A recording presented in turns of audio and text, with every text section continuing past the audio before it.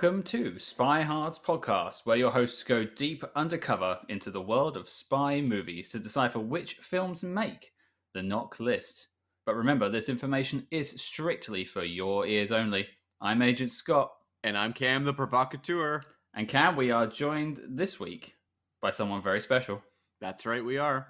She needs no introduction because she didn't give us one to give. It's Kay. Hello. I should be more official. Kay Andrews-Kuhn. She is the mother of my better half, Hannah, and also loves a bit of the Hitchcock films. So I thought, what better thing to do than bring her on for this film? And I'm really pleased to be here, and thank you very much for having me. We have to issue a formal apology because we know you wanted the 39 steps, and Scott and I were a little ditzy that week and completely forgot. That's okay. That's not a problem. She's too nice to hate us, I think, but I'm sure she'll find a way to make some jokes at our expense during this episode. I will do my very, very best. We're more than deserving of them. So before we chat about the film, Kay, we always ask our guests a couple of quick questions about their favourite films and favourite spy films. Okay. So, I mean, do you have any particular connection to spy films? Any particular favourites? No, not sort of standout favourites. I particularly I was very keen to do this because I do like a bit of film noir. I love black and white films. I like the way that the old films are more kind of plot and character driven. I'm not such a big fan of the car chase, shoot 'em up kind of some of the modern ones. I'm quite partial to a bit of a spoof, and I really like Austin Powers. Sorry to admit that, but I love a bit of that.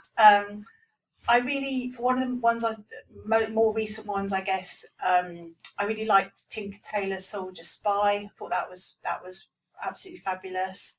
I like the James Bond films. I really like Daniel Craig. Although I'm old enough to remember, all of the Bonds really. But I like some of those for different reasons.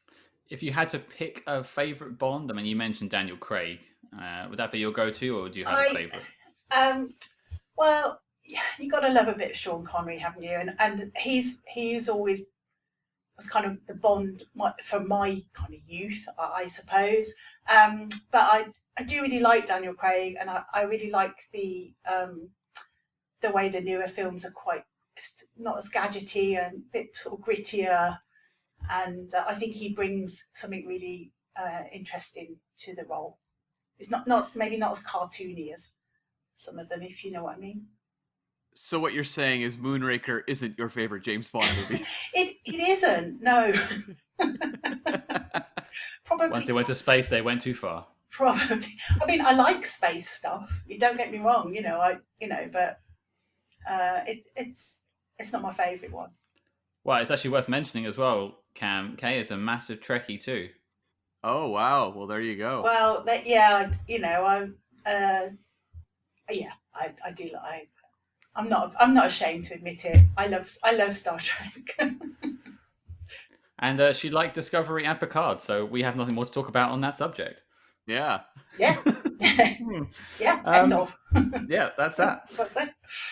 I'm just curious, Kay. Where do you come down on the works of Hitchcock? Are you a fan? Do you have any favorite Hitchcock movies? Before we talk about this week's movie.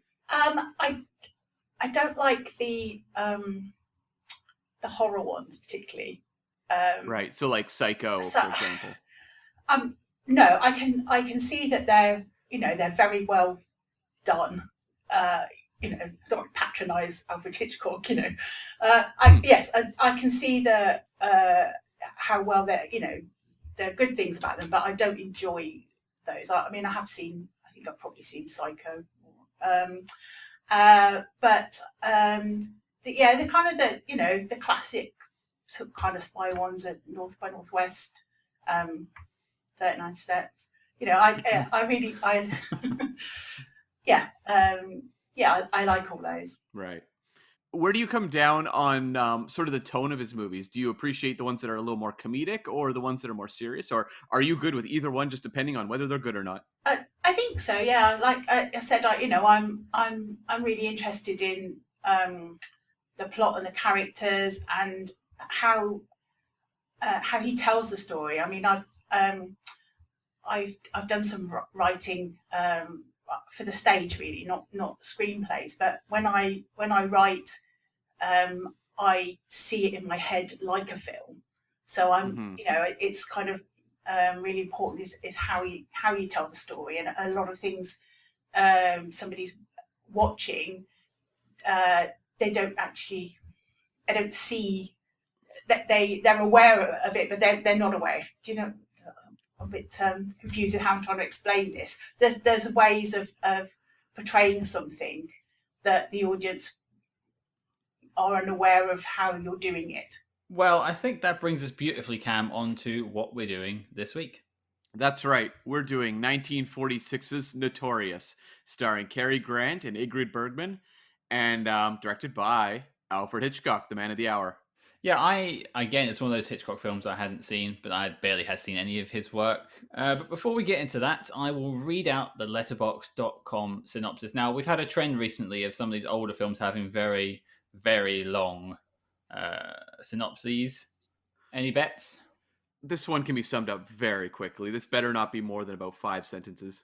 Kay, are you familiar with our letterbox.com synopsis I've game? obviously listened to your podcast regularly, so Well, we have one listener. There we go. All right, here we go. Notorious. Notorious woman of affairs, adventurous man of the world. In order to help bring Nazis to justice, US government agent T.R. Devlin recruits Alicia Huberman, the American daughter of a convicted German war criminal, as a spy. And as they begin to fall for one another, Alicia is instructed to win the affections of Alexander Sebastian, a Nazi hiding out in Brazil.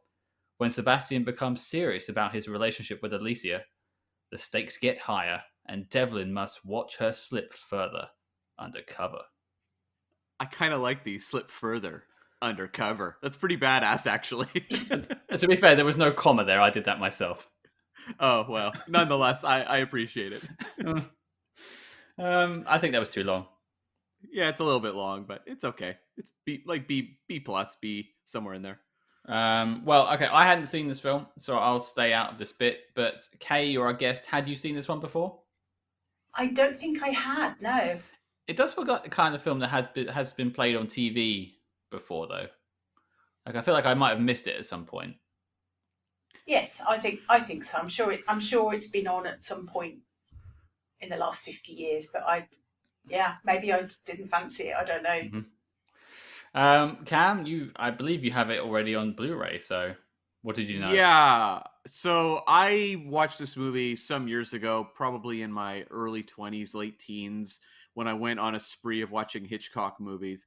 And I enjoyed it very much at the time. And I remember Roger Ebert was a huge fan of Notorious. I think he called it like one of the 10 best films of all time. And so I remember going into it with that knowledge and, coming out of it being like, well, I didn't like it as much as Psycho or, North by Northwest. But I also think that had more to do with my age than the actual content of the movie. And as we get into this movie talking about it, it's a much more, I think, sophisticated, elegant movie than maybe a Psycho is. And so I'm just not sure I was ready for what Notorious was giving me when I was relatively young, but I did enjoy it. Yeah, I'll save what I think about it until we get into it. But I'm always keen to hear how these films came to be, Cam. So, what have you got for us this week? Right. Okay. So this movie, the source of its inspiration seems to be a little muddled in terms of the telling. Hitchcock has said he was wanting to do a Mata Hari type concept for a movie, and Scott, we know all about Mata Hari. I'm dressed as her right now. I was dancing all night long. The other source of inspiration, they say, came from a 1921 Saturday Evening Post short story called The Song of the Dragon by John Tainter Foote, about a woman who's gathering info from her enemies through sex. And so this story got it had a bit of a sensation around it. People were reading it, and apparently the name of this story was tossed around among writer Ben Hecht, who came on board to develop this concept, and Hitchcock, as well as some of the producers. So it was something kind of in the air. And that story was inspired by a woman named Martha Richard, who in World War I had gone through a similar thing, trying to get enemy information by sleeping with them. And I believe it was rumored she was a prostitute, but she later on was instrumental in closing down bordellos. It gets very complicated. Look for that in our Martha Hards episode. Nonetheless, Ben Hecht, the writer who's brought on to flesh out this idea, he's one of those guys. I recognized his name because he's written a number of films. He's worked with Hitchcock on movies like Strangers on a Train and Rope and The Paradigm Case in uncredited roles. Actually, he was credited on those. Sorry, he was uncredited on Lifeboat and Foreign Correspondent. But when I actually look up his IMDb, and I recommend anyone go look up Ben Hecht's IMDb page for his writing credits. He's basically written or had some sort of uncredited role on every classic movie ever made. Like, this guy was the go-to guy. He had major credits on the original version of Scarface, Gunga Din with Cary Grant, Wuthering Heights. This guy had done a lot. He even had an uncredited role, I believe, on the 1967 Casino Royale, Scott. Oh boy. So is he like a script doctor then? Is that basically his job? Yeah, he was a screenwriter, so he did win Oscars for writing Underworld and The Scoundrel, 2 films from 27 and then 36. But he would also do a lot of uncredited work as well, kind of banging scripts into shape. So he was just a guy who was incredibly prolific, like just worked constantly. So yes, he's everything. Basically, he helped form a lot of the classic cinema as we know it. Okay, so there's got some good credentials going into it. Oh yeah. And so he was signed for $5,000 a week to work on this project, and him and Hitchcock put together a 50-page treatment in just 3 weeks. So it shows that like the wheels were really turning on this one. These guys had a concept that they liked. $5,000 a week. Yeah. Man, right? I'll take that now. Yeah, that's in 1946. What is that now? I don't even know. I'd have to look that up, but that's he was doing well. He was doing quite well for himself. Oh, to be fair, that's quite a deadline though. 3 weeks to have a 50-page outline. Yeah, that's pretty good. Yeah. And so, I think the general story came together very quickly, but the uranium plot element was added months before the atomic bomb tests in New Mexico. Somehow it occurred to them that there was rumors around that there was a U.S. testing to do with, atomic bombs. No one really quite knew exactly what was going on, but they knew something was going on. And so Hitchcock and Ben Hecht went to Dr. Robert Millikan, who worked on cosmic rays, and wanted to know, how would you make an atomic bomb? And he was like, I'm not answering any of your questions. And that's how they got on a watch list. Exactly. Hitchcock wound up on an FBI surveillance list for weeks. Now, I don't know if that's true, and I feel like Hitchcock may have played up the story because apparently he was greatly pleased with this story. So who knows? I like to think he was, though, because it's just more fun. Oh wait, were you telling the truth? I was joking. No, Hitchcock said to the end of his days that he was being surveillanced by the FBI afterwards. Oh, okay. All right, fair enough. Yeah. Huh. So this movie was produced initially by David O. Selznick, who was one of the big heavyweights in the studio industry in those days. But somewhere along the line, Selznick was also making a movie called Duel in the Sun. And Duel in the Sun was with Gregory Peck, who'd starred actually in Hitchcock's previous film, Spellbound. And Duel in the Sun had gone sort of into complications. It was over budget. It was running a bit late. And it was deemed a very important project. So Selznick decided to pull out of Notorious somewhat. He sold the project to RKO for $800,000, and plus 50% of the gross. So RKO took it over, and this became Hitchcock's first U.S. producer credit because previous to that, he was more of a studio guy. At this point, he gets more creative control. And RKO was very artist-friendly and said, you know what? We like what you're doing. Go ahead. The only issues was them grappling with the Hays Code, who were quite strict on this movie. There was some rewrites because, and I love this quote from the Hays Code, they were very concerned because it deals with, and I quote, a grossly immoral woman whose immorality is accepted in stride. Wow, they were slut shaming in 1946, apparently. The Hays Code, they were nothing but a party over there. I can imagine that ballroom is a bunch of old, stuffy white dudes. Oh, totally, totally. A few other things. After the Nagasaki and Hiroshima bombs, David O. Selznick, who did have a financial stake in the movie, and so a little bit of input still, was fighting to get this movie rushed before cameras because he wanted to capitalize on the atomic bomb droppings. He thought that the first movie that would come out that would feature this plot element would be a smash hit. And so he actually wanted to kick Cary Grant to the curb because Grant wasn't available quite yet, and wanted to bring in Joseph Cotten, who'd worked with Hitchcock in the past, to shoot the movie very quickly, which is perhaps the most shamelessly opportunistic thing I've ever heard from a studio mogul, which is saying something. It doesn't surprise me in the slightest, but it's a horrible sentiment, isn't it? It really is. It's something that hasn't aged well. Oh, okay. Little bit of trivia, though. Joseph Cotten did later play the Grant role in a radio adaptation, so he got to do it eventually. The other casting choices that are a little interesting, Vivien Leigh was considered for the role of Alicia in the film, but they ended up going with Bergman. But this was her final film under her contract with Selznick, so she would depart after that. But she'd worked also in Spellbound with Hitchcock. She had a history with him. And so, like, when they were selling this film to RKO, it was considered a Cary Grant, Ingrid Bergman film. It, believe me, had a lot of there was a lot of excitement surrounding it, just selling it to RKO. They very much wanted. As for the Claude Rains character, they looked at a few other actors like Clifton Webb, George Sanders, and opera star Ezio Pinza. But they ultimately went with Claude Rains, who very hardworking character actor for many years. He was the original Invisible Man. He was in one of the early Phantom of the Operas. I love Claude Rains. He's amazing. And the other casting choice, Ethel Barrymore, who they looked at to play his mother, the mother of Alexander Sebastian in the movie. But they ended up going, of course, with Leopoldine, Konstantin, or Konstantin, perhaps, either way, who I think they made a smart choice there. Hitchcock and his mothers. Yes, I've got stuff to say about mothers, yeah. I mean, why do you think I brought my mother-in-law?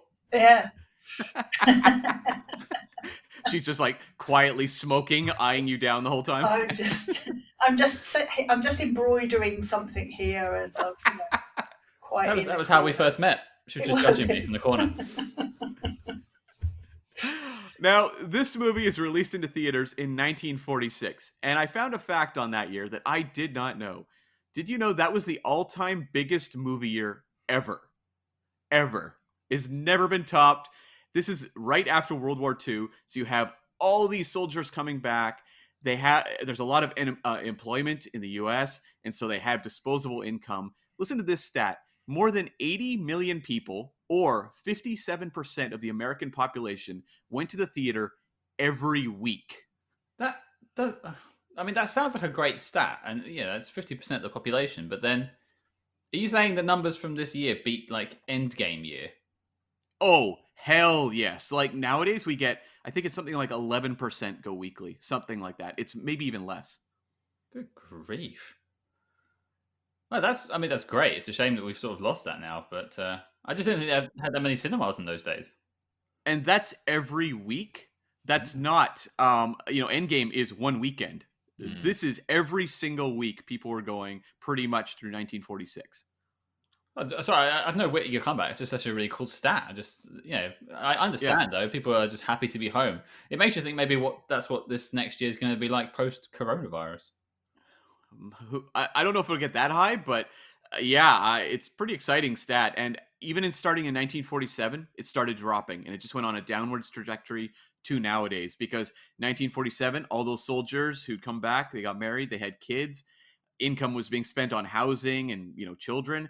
So movies dropped back down, and they said by the stat I read was actually in comparison to 1993, which is the year of Jurassic Park, and it was like 16. I think it was 16% of the American population went to the movies every week. So that's quite considerable from 57 to 16 over those 50 years.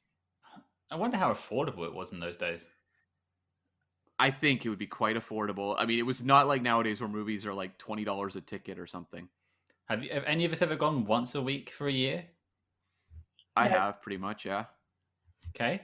No, but we have a TV. That is very true, actually, yes. Yeah, that's the thing. TVs roll out soon after, and that Yeah. definitely takes a dent out of it. I think I probably went to the pictures more when I was a teenager. But I don't know if we went once a week, but we would go, because, I mean, if you had a boyfriend or whatever, it was something you could do. I mean, I grew up in a small town.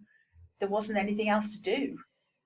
I mean, Yeah. for reference, your teenage years weren't in the 40s. No, thank you for that. No, they were in the 70s. I thought that needed clarifying. Thank you for that. Yes, yeah, Yeah, it was 10 years ago. yes, yeah. Yeah. So this movie was unsurprisingly a hit, given its star power and director behind it. The budget for the movie was $1 million. US, they made 4.8 in their initial run, and international 2.3 for a total of $7.15 million. That's a pretty good return on your investment. Does that mean that every film that came out this year was like pretty much a hit, guaranteed? Yeah, it was a lot of hits. You got to go quite a ways down the top like 50 before you're looking at movies that maybe weren't that much of a hit. Fair enough. Yeah. Anything else for us, Cam? Yeah, the top 3 for that year. Number 1 was The Best Years of Our Lives, which swept the Oscars. That's actually one of my favorite movies of all time. Number 2, Duel in the Sun, David O. Selznick's somewhat troubled production, wound up at number 2, big hit. And number 3 was The Jolson Story, which was a musical. Notorious landed at number 8 between The Razor's Edge, which was another Best Picture nominee, and Till the Clouds Roll By, which was a Robert Walker vehicle. Also notable on the list at number 17 was the Cary Grant film Night and Day, which was a Cole Porter biopic.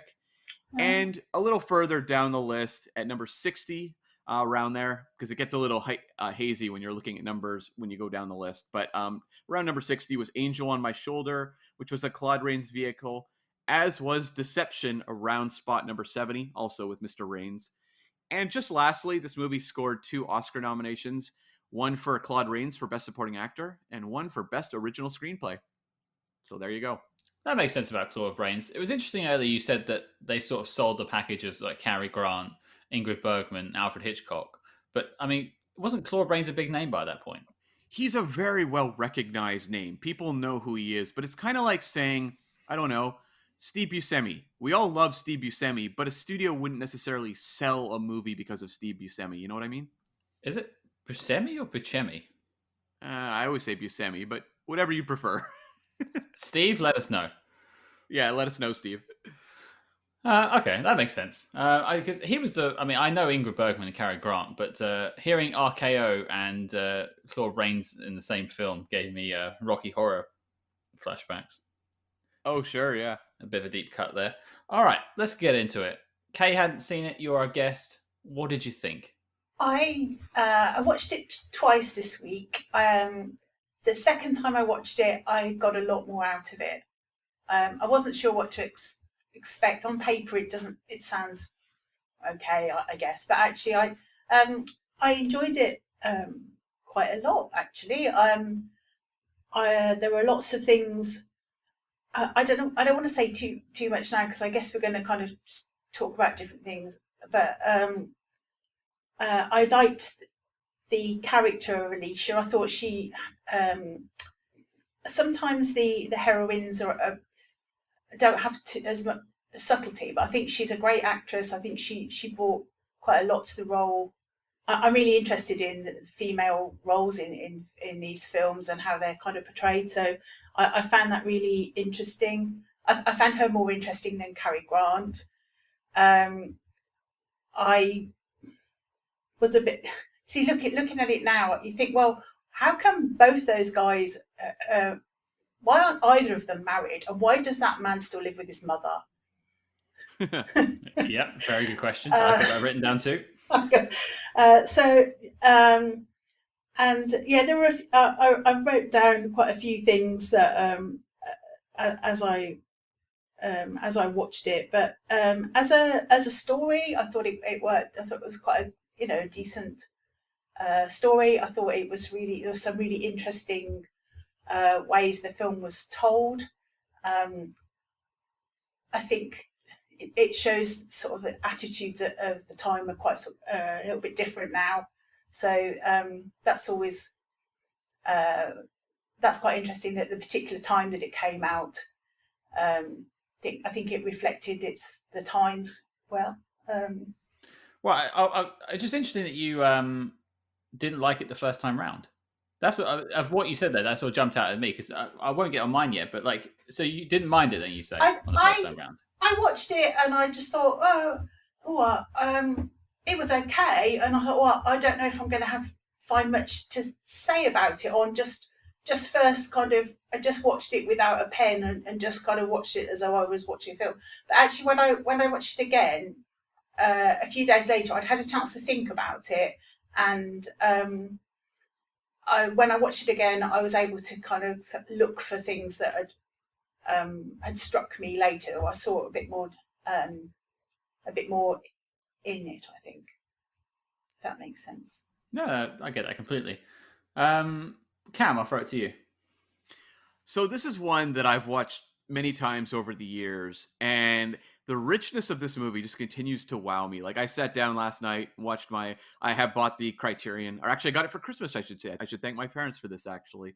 But I sat and watched the Criterion Blu-ray, which is beautiful. And this is just a movie where I love this film because the story of it is so simple. It's so basic. You know, Scott, you summed it up there in your letterbox synopsis. But there's so much going on under the surface of this movie, where we have this villain, Sebastian, who we should want to see this guy just get just served, right? Like, this guy is just a scuzz bucket. He's a Nazi working in Rio. Why would we not want to see this guy fail and get just taken down by justice? But the movie's so complicated. It has a very dark view, I think, of humanity in a lot of ways, and men in particular. Yes. Through the Cary Grant character, who comes in as this American agent, where this movie is all about fragile male egos, and there's a lot of darkness going on. You can definitely feel that sort of lingering, that lingering sort of cynicism, or at least wounds coming from World War II being brought into this movie. I don't think there's a darker Cary Grant performance ever. And I think it all just kind of feeds into this movie that has a lot going on under the surface. I don't think it is a basic, happily ever after type film. I think it's actually one of Hitchcock's richest films, but it's one that's told so elegantly and so with so much sophistication that it's really easy just on the first go around to just take it in as a really engrossing spy story. But I think there's more to talk about as we go forward. So I'm really curious, Scott, where you come down. I actually echo basically what Kay said. Mm-hmm. The first time I watched it, I had made my mind up on where it sits on the NOC list, which I'm not gonna shadow eventually what I came to. But at that point, I wasn't a fan of the film. I didn't like Cary Grant's character. No, I didn't. I couldn't root for him, and I almost rooted for Claude Rains more than Cary Grant, which maybe is by design. And I found Ingrid to be like, she's supposed to be like our character on the screen. We're meant to feel for what Ingrid Bergman's going through in the film, and I felt like she was a victim of her own choices at times. I couldn't get on board with her either. And I don't think I was really looking at it as the right sort of film. I think I was just looking at it as a spy film. Right. But on the second viewing, and I again, same as Kay, I took a couple of days out. I did a bit of reading, some reflection. I came back to it and I realized it's actually more of a romance story with like a spy undertone. Mm-hmm. And from that point of view, I really liked it. Yeah, it is a romance, but it's a very dark one. And it does feel somewhat colored. I know they said that Hitchcock, Spellbound was the movie he'd made before this, but he'd also made a documentary on the concentration camps called Memory of the Camps that was obviously a very psychologically troubling project for him to work on. And I think a lot of the sort of the anger and just the darkness of the soul feeds into this movie where, I mean, it is a romance film, but it is a very dark romance. And I think there's a lot of cruelty here. a lot of it is about these people who are wind up in this very unlikely situation where, basically Cary Grant has fallen in love with Ingrid Bergman, but he will not admit it, and he's putting her into a mission that is very dehumanizing. And it's almost like he himself is putting up this defense mechanism to tarnish her throughout the movie because he can't deal with his own ego and feelings about it. But it all kind of feeds into this movie that has a real air of cruelty about it. And I kind of admire that. It feels very risky for a movie made in those days. Well, it's interesting that the most approachable and potentially normal character is the Nazi. Yeah. I mean, credit to the writers and Alfred Hitchcock, but I understood Claude Rains's position. I just felt that Ingrid and Cary were just being mean for the sake of it. I mean, at the beginning of the film, you've got her trying to run him off the road, basically. Like, Well, what a start! Oh, and by the way, I mean, don't drink and drive, kids. Yeah, Cary Grant often in drunk driving situations in Hitchcock movies. Yeah, the Cary Grant special. I see. I thought of that as actually, she's driving really recklessly. She's kind of she's a little bit out of control, and I think that happens quite a lot through this film. Is that actually she's kind of power and control is taken away from her, and she is on this kind of almost inevitable out of control path. That's the kind of the danger that she's in. I just didn't get why she initially. I now look back and understand it, but I don't know why she took the mission to begin with. Oh, I think it through guilt because of her father being absolutely, her father being convicted as a Nazi spy. And she's basically told she's got to make up for her father's crime. She's got to atone for his crimes, even though she didn't agree with him and hated him. She's kind of feels this kind of guilt, and because actually she's kind of bullied into doing this somehow, and she doesn't actually have anything to gain from it, from the position that she's in. What does she gain from doing it, apart from like the whole claiming back your identity, your name, that sort of thing for king and country? Or no, it wasn't a king at that point, it was states. Well, I mean, it's but I didn't buy it when I first watched it. I had the same question. Why would you do it?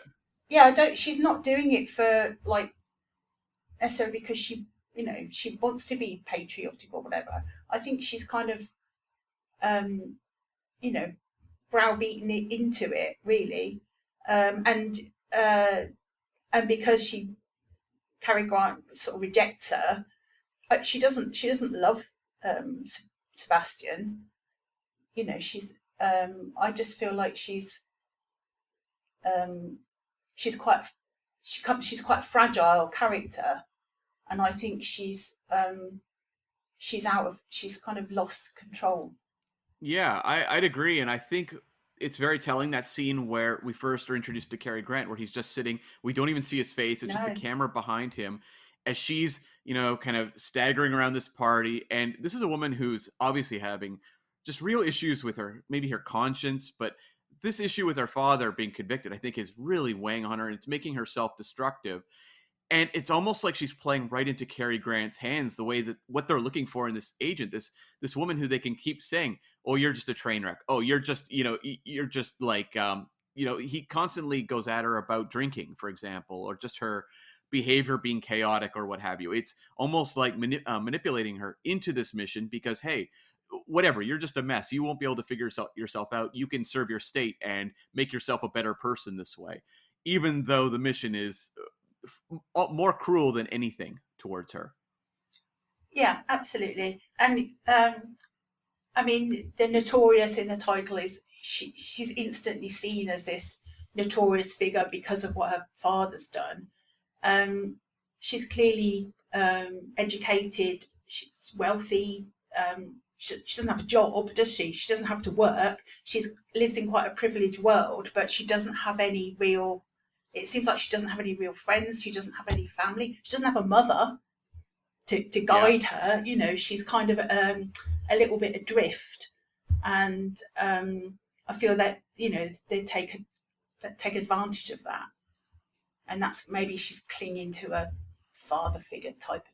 I don't know. Don't necessarily have to go down that road, but Well, yeah. you know, there seems kind of that that aspect to her, and she's notorious because she's. It suggests that she drinks and she's a bit promiscuous. Hey, you know, that's and she's really judged for that. And I think it's very telling that they want to use this woman to seduce her father's friend. Like, they are definitely playing on the father issues that could be at play here. And it feels like a very cynical move on the part of Cary Grant's character. But in particular, I mean, Cary Grant doesn't quite know the mission. It's the character of Prescott, played by Louis Calhern, who is the overseer of this mission. That's the one who has, I think, he's the one who comes out looking the worst possibly. Like, he's the guy who's more than willing to just throw this woman away. Cary Grant at least can say, I didn't know exactly what the mission was. Which it's that sort of classic spy movie trope of, you know, the old white men sitting in rooms deciding people's fate. Yeah, literally, yeah. Yeah. I mean, my first bump in the film came when she chose to take the mission. The second bump came not long afterwards when they got to Rio, and she almost, after a scene of them drinking at a cafe, they were madly in love with each other. Well, that's also a thing of the times. I mean, it is Cary Grant. I love him, but no one else does in this podcast, apparently. So, Well, I don't love this Cary Grant. This Cary Grant's a jerk, intentionally. Yeah, I'll take the bumbling Roger Thornhill over Devlin any day. I mean, back in these days, love affairs happened in movies in about 5 minutes. So you kind of just got to go with it, that the emotions of the moment have caught them up, and this love affair has happened. You know, it is what it is. So when are you sweeping me off to Rio? I think that's a very telling scene, though. I'm glad you bring up that. On the flight over, she looks out the window at the statue in awe, and it pans over, and Cary Grant's staring at her. So Cary Grant has early on said, "Oh, I don't trust women." He will never say he's in love with her. But in that moment, we're seeing that he actually is falling for her, or has fallen for her. So even though Cary Grant says actually very little in this movie, it often feels like he's, you know, very aloof and distant. A lot of what's being shown visually is showing that Cary Grant really has fallen for this woman. And why wouldn't you? I mean, she's beautiful. She's lit so fabulously in all her close-ups. She just like, oh, I don't know. She's just luminous and fragile, and you just want to, you know, I fell in love with her. She's so, you know, kind of thing. You just want to kind of, I don't know, protect her. I think I felt. Well, I think Kay's going to get Ingrid. I'll take Cary, and I think that Cam has Claude Rains. But it's interesting because this woman is portrayed as a train wreck character early on, right? Like, that's how they're viewing her. But I would argue in some ways she's the most together of any of the characters, of the primary characters, because I think Cary Grant has a lot of issues. Like, the male ego stuff in this movie is insane, where his character really becomes cruel and a jerk and really starts trying to take her to task for a mission they've sent her on, even though, like, it's his responsibility in so many ways. Like, he's a really horrible handler of this situation. And then on the flip side, you have Claude Rains, who's also just like this quivering mass over this woman, very fragile ego, constantly terrified she's going to fall in love with someone else. Like, you see that it's the men in this situation that are the ones that are crumbling, not her. They both feel like two parts of that sort of nice guy trope. So you have like the viciousness where they like always bite back, and that's Cary Grant, and then you've got that sort of actual quivering mess underneath, which is Claude Rains. Yeah.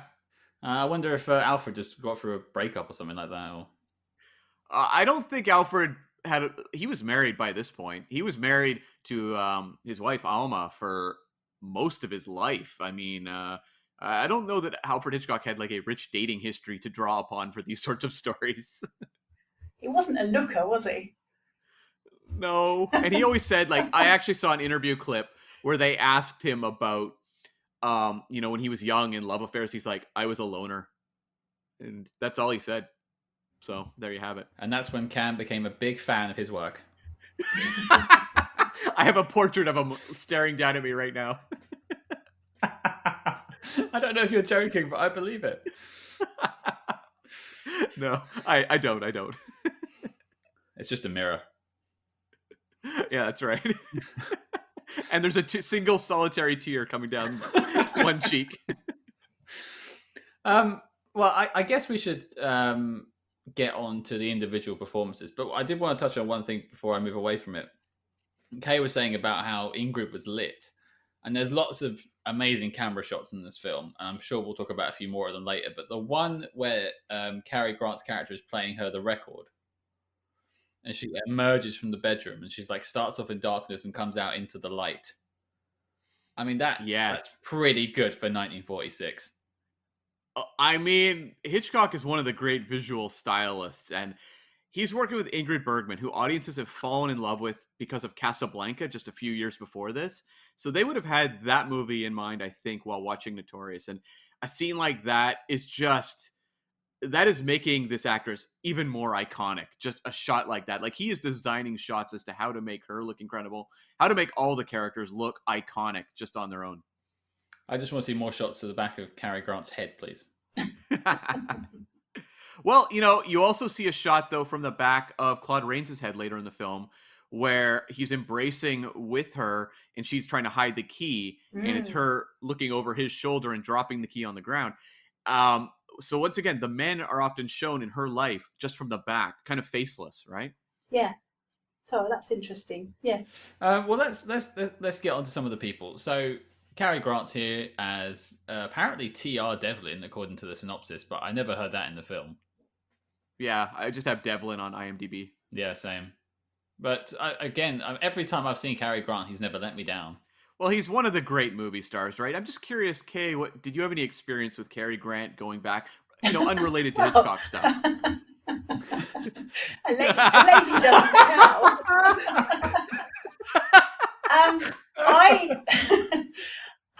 I've seen a lot of films where he's in kind of screwball comedies and things, and I think he was probably older then, because I'm pretty sure they were in colour, and I think he has a lovely charm, and you feel like, oh, you're safe with Cary Grant. Generally, it's going to be a decent and funny. I mean, I don't remember many films where he was quite as unappealing as this one. He's generally, I would think, oh, Cary, oh, that's going to be lovely. It's going to be warm and funny. So yeah, obviously I've seen him in other styles of films, but he's generally more of a hero. And in this one, I don't think he is particularly heroic or likable. I like that you brought up that when you see Cary Grant movies, you can kind of rely on the fact that you're going to like him and be drawn in by him. And he's fun, as the screwball comedies, of course, he'd done Bringing Up Baby in the 1930s. Yeah. Like, he's an amazing guy. But Hitchcock liked to twist that, because he made a movie called Suspicion in the early 40s, where it was a woman who thought her husband might be a murderer. And the murderer was played by, or the potential murderer was played by Cary Grant. And Hitchcock liked to use Grant's image of this lovable, likable guy to kind of pull you into these darker stories, because, as in this movie, what I think works is the magnetism of Cary Grant is that you can understand, like, I think the love story actually makes a lot of sense. And, Scott, you said it's very quick, but I think when you're putting Cary Grant in the role, audiences forgive a lot. And just the fact that you're using that image, that famous kind of concept of Cary Grant, and twisting it and giving it this very dark edge, I find just fascinating. And I think Grant is very, very, very good in this role. I think the fact that he didn't get an Oscar nomination is a little damning, because I think what he's doing here is a lot more challenging than some of his other work. Well, here's a question. If Cary Grant is the actor of the time that is known as like the ultimate good guy, a relatable, charming, handsome sort of bloke, what is the modern day equivalent? I'd say George Clooney is the one who's often compared to Cary Grant from modern day. And I think George Clooney's career's gone maybe a different path in that last few, handful of years, but maybe earlier on, him? I don't know. What do you think?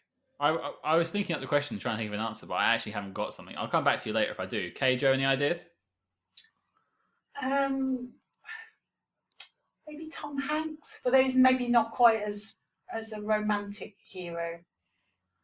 Tom Hanks gets compared more to like a modern day Jimmy Stewart more Yeah, so. yes, I can see that. Yeah. What about someone Yeah. like Chris Evans or something like that? Slightly newer. No, there's something about the Cary Grant touch that just very few actors have it. It's the ability to just walk on screen and be instantly charismatic and just win over everyone in the room. And I think you see that in some of the Clooney movies, like maybe Out of Sight or Ocean's 11's actually a good example as well, where it's all movie star charisma. And very few actors have that nowadays. We don't really search out movie star charisma the way they did in those days. We just watched him in the first few seasons of ER. Oh, now you're Yeah, talking. well, Yeah. Yeah, he's Yeah. electric in that, and he's the best thing in those first few seasons. Yeah. So I remember a lot of press and a lot of print being written about Clooney earlier on in his career about him being more of a modern day Cary Grant.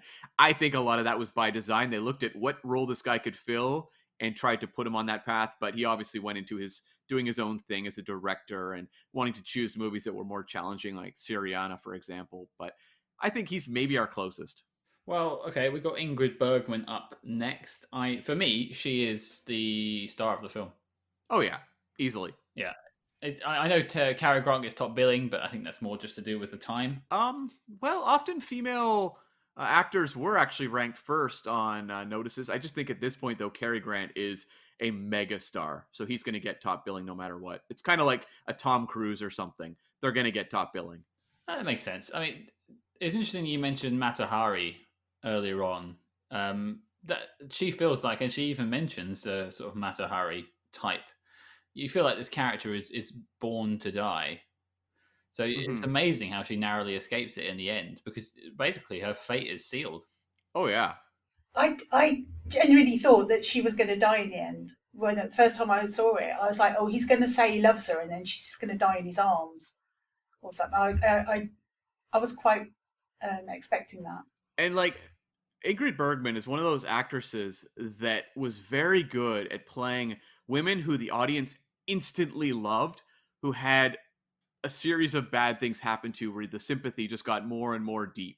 I think of the movie Gaslight, where she's married to a guy who's convincing her that she's mentally ill over the course of the film, to the point where she's basically a recluse who's falling apart by the end. And your heart just breaks watching her. And I think a lot of that carries over to this movie, where you sympathize so much because you understand, she does love Cary Grant, and it is based like in a pure love. He keeps trying to convince her, oh no, you just love any man. You just love any man because look what you're doing now. And we see the purity of this character, even though none of the men will acknowledge it at all. And so it wounds us that much more, the journey she goes through, where to the point where she's being just like consistently drugged by Claude Rains and everything on a bed.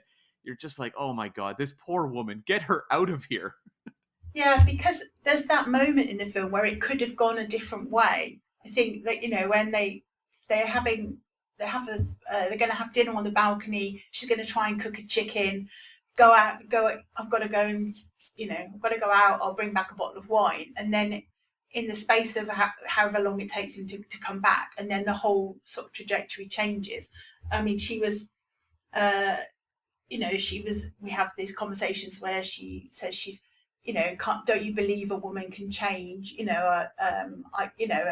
And she seems like she wants to embrace this kind of domestic role, and we're in love, and we can do the whole marriage and happily ever after. And then he comes back and it with the mission, and he completely like shuts down emotionally on her, and then and then she's that's kind of a turning point, and then she's on this other path where it's all going to go out of control for her.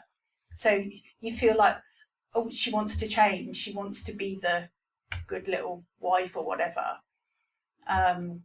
but she can't. She's locked into this once a tramp, always a tramp kind of persona that they're pushing her into. And props to Alicia as well, in that she gives back somewhat too towards Cary Grant, because there's like the moment where she says to him, like, well, I've added him to my playthings, or what, playmates, or whatever the word she uses. And that is entirely done to get back at, like, because Cary Grant keeps snarking back at her with these put downs, and she does it right to him, and she targets his ego. Like, she has more power than I think maybe even she realizes. Like, she has a huge impact on Cary Grant throughout this movie, and she's the one cracking away at him throughout. Cam and I recently guested on an episode of the Your Next Favorite Movie podcast, which may or may not be out by this point, but we were speaking about the Twin Peaks film Fire Walk with Me.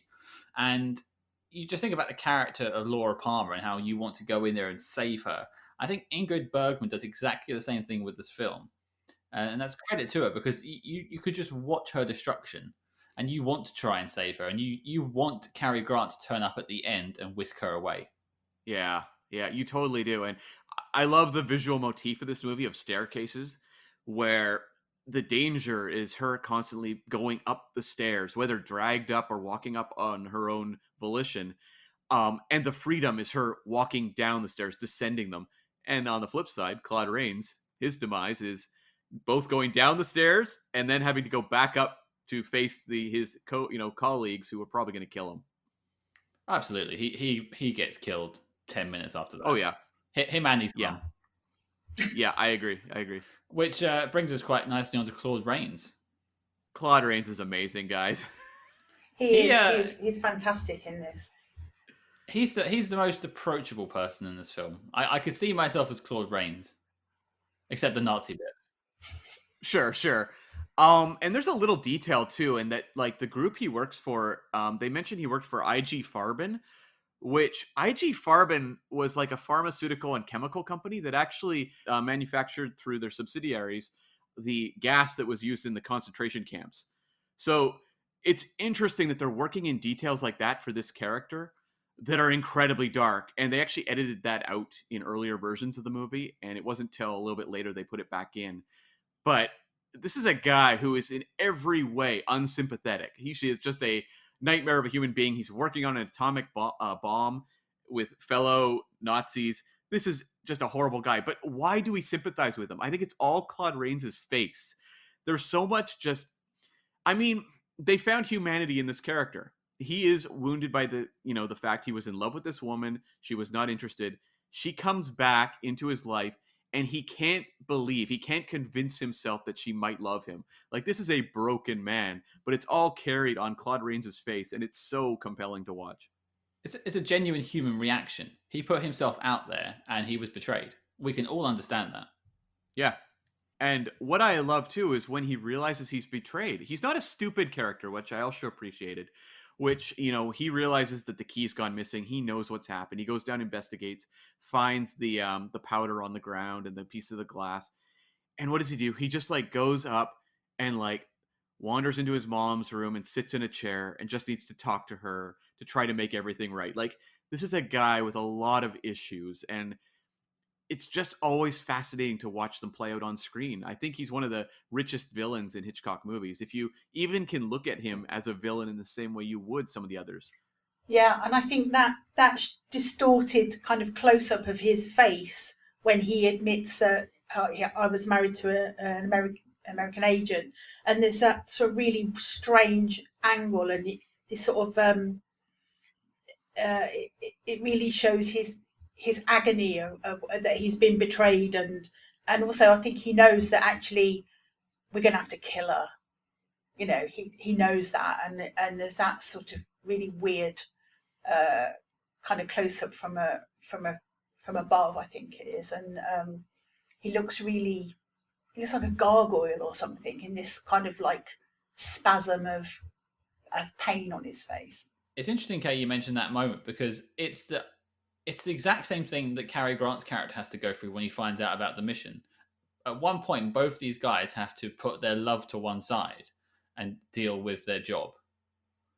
And that unfortunately means bad things for Ingrid Bergman. Yeah, and I like that, you have that scene where they're on the horses. Horse Hearts coming back. Yeah. 2021. But Cary Grant sends her off on the horse to be rescued by Claude Rains. And then that scene cuts to just Cary Grant smoking alone at a cafe. And it's a very quick shot, especially for the old days where they would tend to linger more on shots. It's fairly quick. And then we have that scene where Claude Rains goes into his mother's room, confesses everything. And what happens? The mother starts smoking. There's like this movie constantly uses cigarettes as sort of the key that characters are experiencing a very dark moment. And alcohol. Yeah, alcohol too. Yeah, for sure. I mean, apart from that, the only other character that really jumps off of the page is Claude Rains' mother, played by Leopoldine Konstantin, as Cam said. Yeah. She's the only other one I think is worth mentioning, unfortunately, but there is a much larger cast. Well, it really is like a three-hander here. We've got our main core three characters, and everyone else is peripheral to that. It's all about this triangle between these three. That's what the movie's about. So everyone else kind of supports. But the mother character is great. Isn't she's she? not as she's so amazing. She's not as, say, cartoonish as some of the other mother figures, like, say, North by Northwest, the more comedic mother figure that Cary Grant had there, or even the one in Strangers on a Train. But this woman is just cold and calculating, and she, despite not being in these meeting rooms with the Nazi agent guys, she's the one in control, at least as far as the Claude Rains character is going. She's clearly like cold-hearted bitch, but she does everything to protect her son, like every mother would. But I did notice that at the end, he's quite happy to escape and save his own skin and leave his mother behind. Right? I mean, I was stunned by that scene. I'd forgotten about that. It's funny, like every time I watch this movie, I find something new. Yeah. But I'd forgotten that he was more than willing to just jump in that cab Absolutely, and leave his mom behind to be killed. Yeah, absolutely. Bloody ungrateful kids. I suppose that brings everyone's estimations down on the Alexander Sebastian character, I suppose. Well, I don't know. Here's the question, because in this moment, both the men are willing to sacrifice someone else, because you have Sebastian's going to hightail it out of there and leave his mom to be killed. But the way that Cary Grant just says, like, nope, sorry, see you later, and drives away, that's very cold too. Both these men have very cold moments in the final seconds of this movie. The things we do for love. I just looked at my notes, and what I'd written down there was that actually there was one point in the film where I did actually laugh, and it was the one of the kind of nasty German henchman, the one who bumped off the Emil, when he's talking about drive him home and jump out of the car and let him sort of go to his death. And he just sort of casually says, "Oh, you have to be really careful because I turned my ankle last time." And it's just a throwaway line, but I laughed so much. I just thought I wasn't expecting the Nazis to be funny. I didn't even catch that line. It just I done my ankle last time. He says, "Oh yeah, something about I turned my ankle last time, so I better be careful." And it was just such a kind of a terrible thing to say, but I thought it was hilarious. So I wrote that down because I wasn't expecting that. I don't know if it was meant to be funny. I mean, he certainly, he delivered it with a straight face. Well, I don't know. Hitchcock had a very dark sense of humor. Yeah, I could totally see I it. think so. So he's getting too old for this shit. Well, I think that's all the main characters there. Before we get to the NOC list, I think it's worth going through any last thoughts. Yeah, I want to talk about the whole key sequence, everything dealing with that. There's some amazing filmmaking going on here with the suspense of her stealing the key and them at the party, trying to get into the wine cellar as we're watching the number of bottles go down. This also features one of Hitchcock's greatest shots, which is the balcony shot looking down at the party as the camera zooms into the key in her hand. There's amazing filmmaking going on here. All-timer stuff from Hitchcock. But what did you guys think of that, that whole key a plot element. I felt like the film was missing that tension until that point. Because then you have that ticking clock of the alcohol being consumed, which is another Hitchcock thing of having a ticking clock playing out. And that was quite cool to see. But yeah, that shot coming from the balcony down into her hand, I don't think I've ever seen anything like that now, let alone then. Right? Yeah, like I It's don't... just terrific. I feel like if they did it nowadays, there would be a lot of digital trickery going on as well. Yeah, because this is all, film with massive, massive cameras, right? Yep. What did you think about the whole key gimmick, Kay? Yeah, I absolutely agree. I thought it was. She showed a lot of ingenuity. You're thinking, oh my God, how's she going to? She's not trained in espionage or whatever. She's, and I thought it was really clever. She just drops the key, and she's clearly resourceful and can think on her feet. Yeah, I thought it was. I like the whole suspense thing. You did feel kind of, on the edge of your seat. They're in danger, and what's going to happen, and yeah. I also looking at the view down onto that from the balcony onto that lobby, or what, I don't know what we're calling that. That room there, with that kind of checkerboard, the tiles, it just reminded me of like a chess game, and the piece, she's been moved around. That you could just see them in this kind of strategic kind of movements around the floor. It just reminded me of a chessboard. Right. It's interesting as well to think that she is so adept in the moment. If we're talking more about the spy plot now, she's just a civilian. She has no training. It's like the whole North by Northwest thing again, where there's this guy who stumbles into a plot.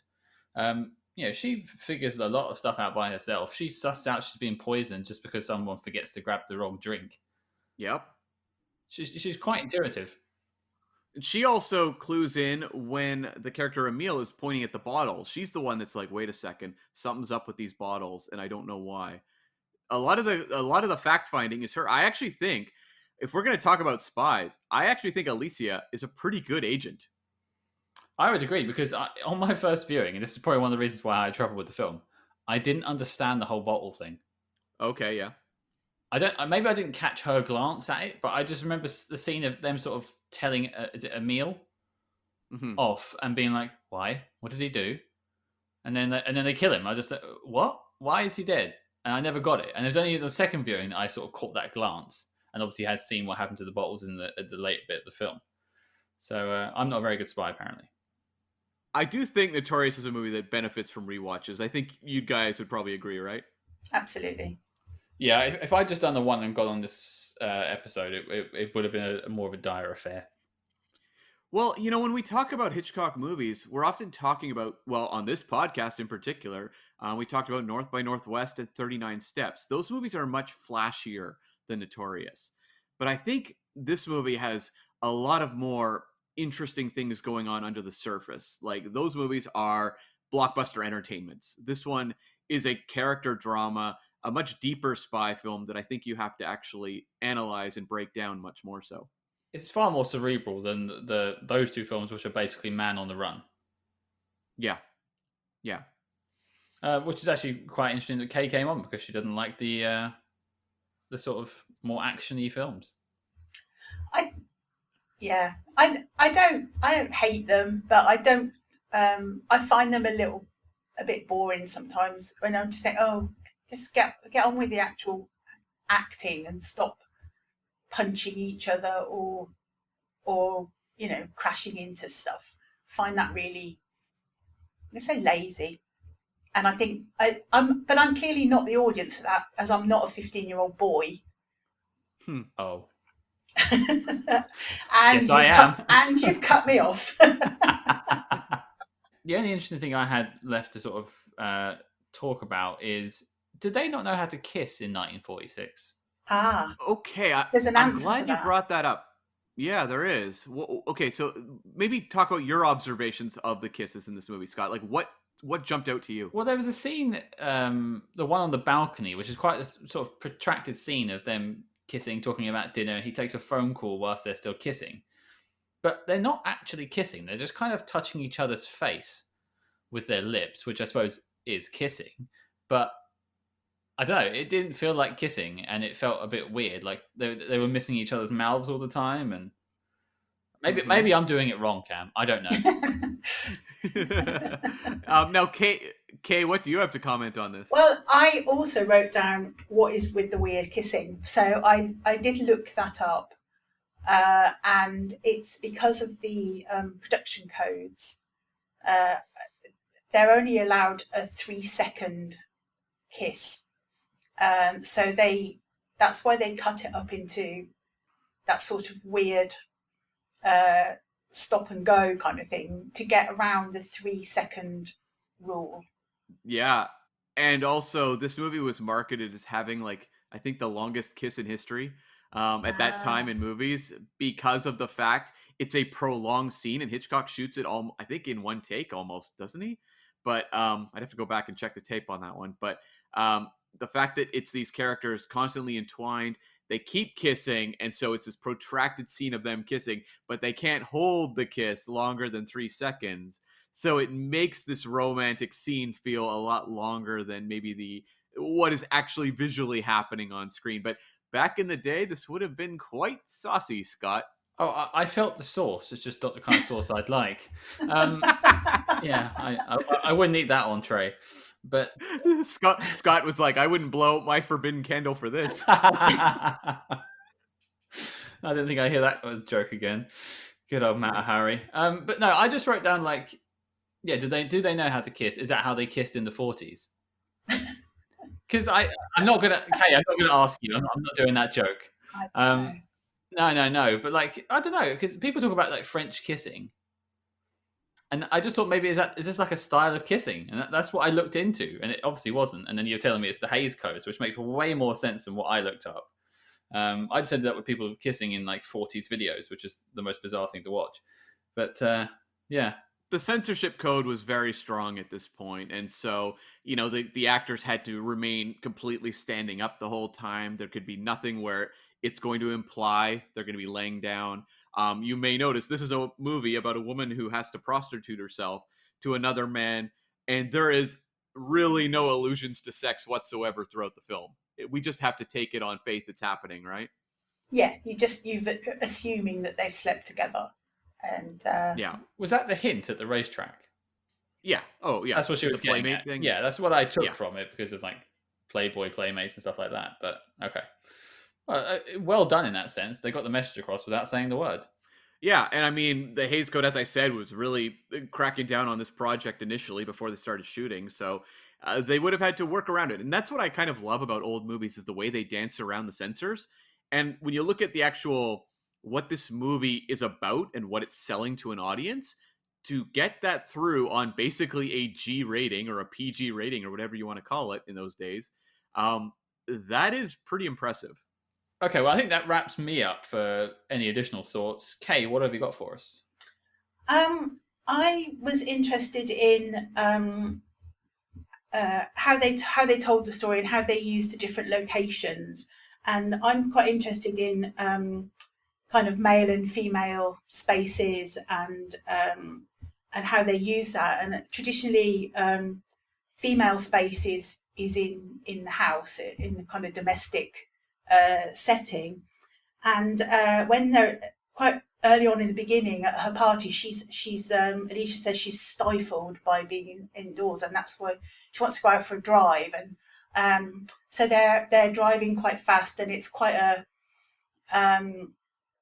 that's generally associated probably with sort of male protagonists and the sort of that kind of action sort of thing. And I just thought a lot of their important meetings take place outside.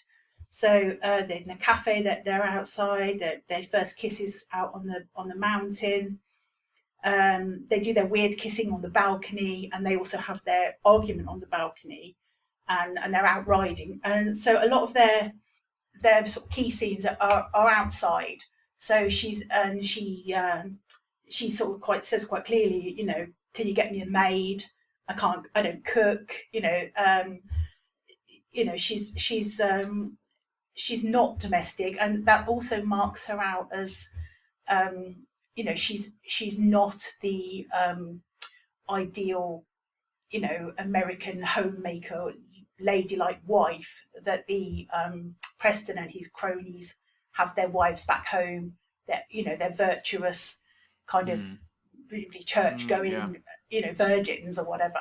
But And they're implying there's something wrong with her, basically. so, well, yeah, she's got that. She's shown us she's not the domestic sort of angel of the house kind of thing. But when she does marry Sebastian, a lot of their scenes are indoors. She's occupying the domestic space, but it nearly kills her. And also, she's not the alpha female in the home. She's not the one making the decisions. The mother sends all the, closes the house down when they're due back from their honeymoon. The mother has the keys to the closets and that sort of thing. So she's not even queen in her own domestic space. And it's been in the house. She's trapped in the home when they're trying to poison her. She can't escape. So it becomes her kind of prison. And at the end, she has to be broken out of there, back sort of outside. So I just thought that was sort of interesting. And also the thing with all the locked doors just reminded me of kind of the Bluebeard story, where opening locked doors is always trouble. So that's kind of quite a traditional sort of trope, isn't it? Nosing around, unlocking doors is you're asking for trouble. So that was just something that I found quite interesting from my feminist soapbox.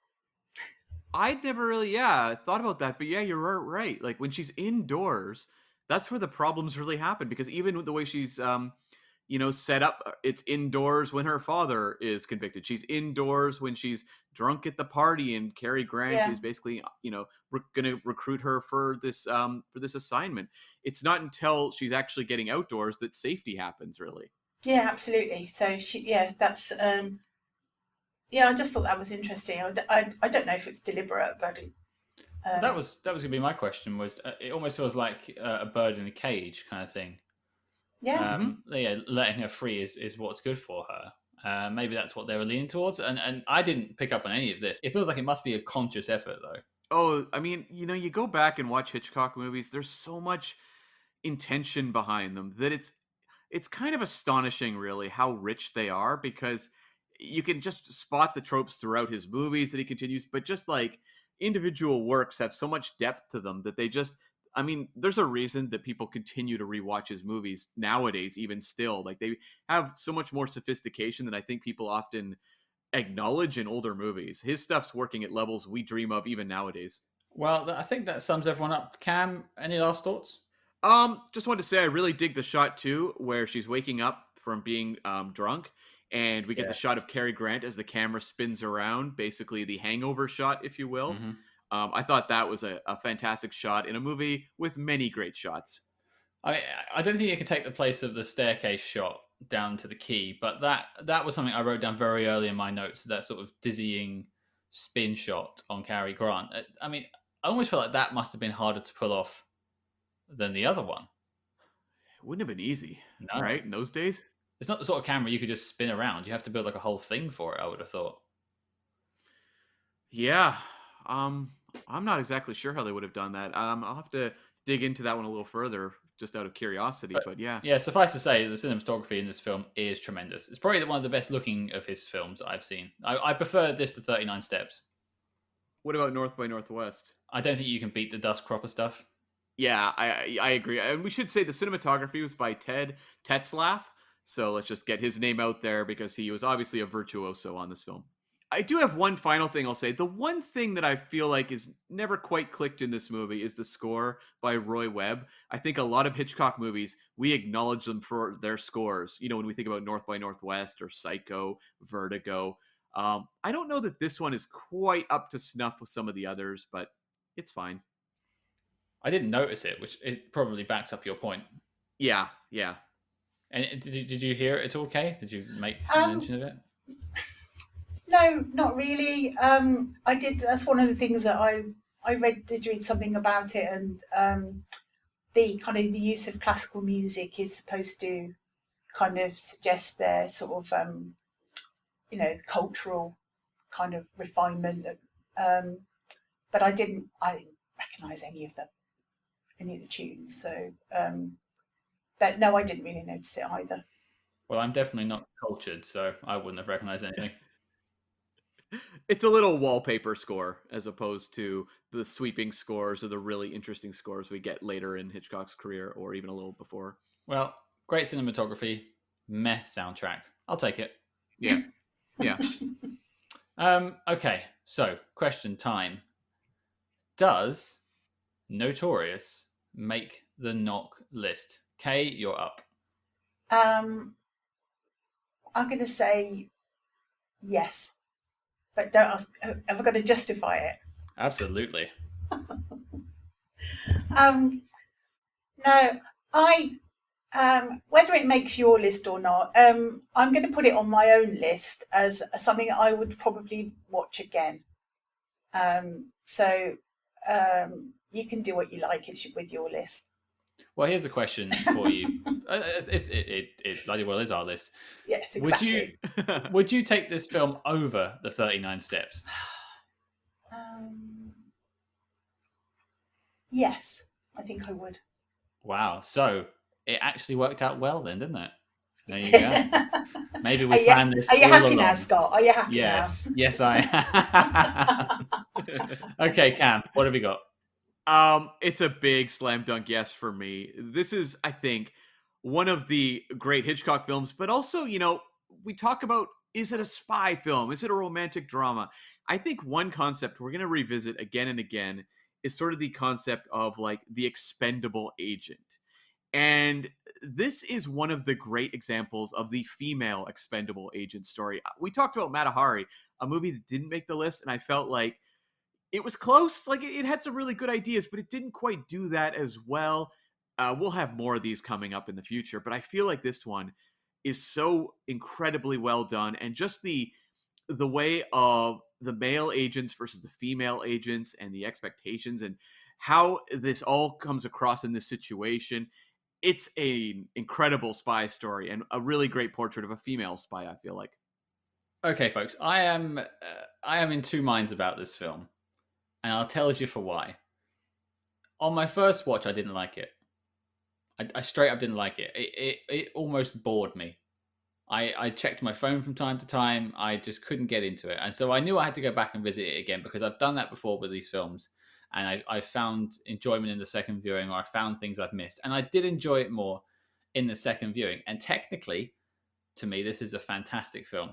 And in terms of spectacle, in terms of acting, in terms of casting, fantastic. Writing, brilliant.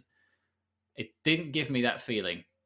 And that's what still troubles me to this day. I don't think I would rewatch this film, and so I'm going to go with no. Okay, fair enough. It doesn't change the vote. It's making the NOC list. That's fine, but I have to go with my gut on this one. So that's where I stand. Okay, that's fair enough. I mean, you let in famously the Ipcris file, so you're coming down on the other way for Notorious. Yeah, ultimately, I think this is technically a great film and probably one of Hitchcock's best films. It just didn't do anything for me. Right. I enjoyed everyone in it in their own way, but I also didn't like anyone. I felt bad for people, but I didn't like them, and so it left me kind of cold. You can kind of see why it is much more of a critic's darling than an audience darling. It seems nowadays. Yeah, I mean, you both have more. You both have such a rich history in films and a large amount of knowledge in films. I understand why you both are able to see it maybe for what it truly is. And I think maybe I'm just getting stuck on my sort of popcorn eating, average cinema going brain. And maybe that's where my hang up is. Well, you know what, though? As someone who watches a lot of classic films, they're not all for me. There's been classic films I've come across where I said, well, I can appreciate what it's doing in its time, but it left me cold. And that's fair enough if Notorious left you that way versus maybe some of the other Hitchcocks that you preferred. And we're going to have some other Hitchcocks in the future that maybe you'll love that other people don't like. Like Hitchcock, we've tackled so far the 39 Steps, North by Northwest, and Notorious. Those three they tend to have, I guess, a little more consensus to them. But we're going to have some coming up that are much more polarizing, and maybe some of those will work for you. And a lot of people will tell you, like, I don't agree with that whatsoever. So it'll be interesting as we go into the future and tackle some of those. Yeah, I think so too. I gave it 2 tries over separate days, but I think that's probably my lot when it comes to Notorious. But that means it has 2 yeses and a no, and as such, Notorious is making the NOC list. And with that revelation, the dossier on Notorious is complete and marked as classified. Before we tackle what we're doing next week, Kay, thank you for joining us. Where can people hear more about you? Well, I have a website. It's called krotoplay.co.uk, and you can find out a little bit more about me and my writing. I don't write spy stories, but I might in future. You never know. So yeah, you can see some of my work on my website. Very good. And we'll have a link to that in the show notes for people that want to check it out. Thank you. I don't think we have the same audience. Hey, you might get an influx of panto lovers straight from this. If they don't like the panto, they can come for the filth. That's my slogan. That's my slogan. If it's not now, it should be now. It should definitely be now. Come for the panto, stay for the filth. Yeah. Yeah, that actually works. Yeah. And I also want to take a quick second to send some love to a chap on Twitter called Jason. And he is a massive supporter of the show. He's always retweeting our posts and things like that. You can find him at Nerdrovert, Nerdrovert. He's a great guy, and we just want to say thank you. Yeah, thank you very much, Jason. We really appreciate it. Right, so Cam, what are we doing next week? Well, Scott, we're leaving 1946 behind, and we're jumping to 2012. And we are going to talk about The Bourne Legacy, starring Matt Damon. Oh, wait, sorry, not Matt Damon, Jeremy Renner. Ah, yes, the franchise killer himself. That's right. I don't think I've ever seen it, so I am actually quite interested to go back and watch it. Yeah, it's going to be exciting to actually track it this close together, because Bourne films, I always left, obviously a couple of years between watching Bourne films in theaters, but to see them all close together, I'm interested in seeing the trajectory of this franchise. Wasn't 2012 the same year as Men in Black 3 as well? Yeah, it was, yeah. There we are. Right, so your mission, should you choose to accept it, is to check out Bourne Legacy and join us next week. And you can find us on social media, of course, at SpyHards. That's SpyHards on Facebook, Twitter, and Instagram. But until next week, listeners, good luck on the hunt for the Unica Key.